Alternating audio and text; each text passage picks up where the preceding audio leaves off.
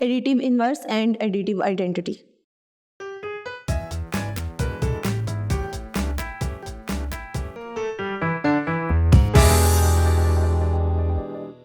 Assalamu alaikum. I welcome you all on the platform of digital academic provided by Moonlight International Publishers. Hello students, I am your maths teacher. My name is Aisha. Our today's topic is about additive inverse.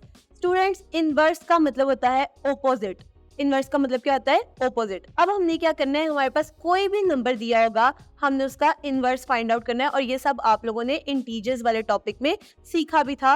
किसी भी number का opposite क्या होता है? वही number with the opposite sign. For example, अगर मेरे पास एक नंबर 9 है तो उसका इनवर्स होता है -9. अगर मेरे पास 4 है तो उसका इनवर्स होता है -4. अगर मेरे पास -3 है तो उसका इनवर्स होता है +3. अगर मेरे पास -10 है तो उसका इनवर्स होगा +10. मेरे पास एक इंटीजर a है तो उसका ऑपोजिट क्या होगा और उसका इनवर्स क्या होगा? Negative of a. या मेरे पास अगर नेगेटिव ऑफ a है तो उसका इनवर्स क्या होगा? +a और खाली a भी हम उसको कह सकते हैं, यानी कि a. स्टूडेंट्स, यहाँ पर आपके पास कुछ एग्जांपल स्क्रीन पर दिखाई गई हैं. Find the additive inverse of -3, -5, 2, 191 and -77. आप लोगों ने क्या करना है? आपने इसके इनवर्स फाइंड आउट करने हैं. मेरे साथ साथ अगर आप रिपीट करें, -3 का इनवर्स क्या होता है? +3. The inverse of -5 is +5. The inverse of 2 is -2. The inverse of 191 is -191 and the inverse of -77 is +77. इसी तरह स्टूडेंट्स, हम बात करेंगे एडिटिव आइडेंटिटी की. एडिटिव आइडेंटिटी हमारे पास आती है 0. जब भी दो इनवर्स को हम आपस में ऐड करते हैं तो ऐड करके हमारे पास आंसर हमेशा क्या आता है? 0. तो 0 क्या है? उस एडिशन की आइडेंटिटी है. फॉर एग्जाम्पल, अगर मैंने -9 में +9 ऐड किया तो मेरे पास -9 + 9 इज इक्वल्स टू 0. तो मेरे पास आइडेंटिटी क्या आ गई? 0.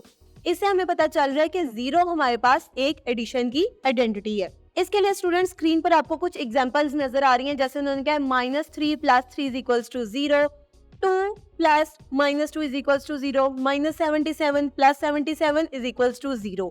इसी तरह स्टूडेंट्स, आप लोगों ने क्या करना है? एक्सरसाइज नंबर 3.1 का क्वेश्चन नंबर 1 सॉल्व करना है, जिसमें उन्होंने आपको अभी तक जितना भी हमने इस एक्सरसाइज से रिलेटेड टॉपिक को डिस्कस किया है उसके मल्टीपल चॉइसेस दिए गए हैं. जैसे कि पहला सवाल आपके पास है, the pair of number whose sum is -7.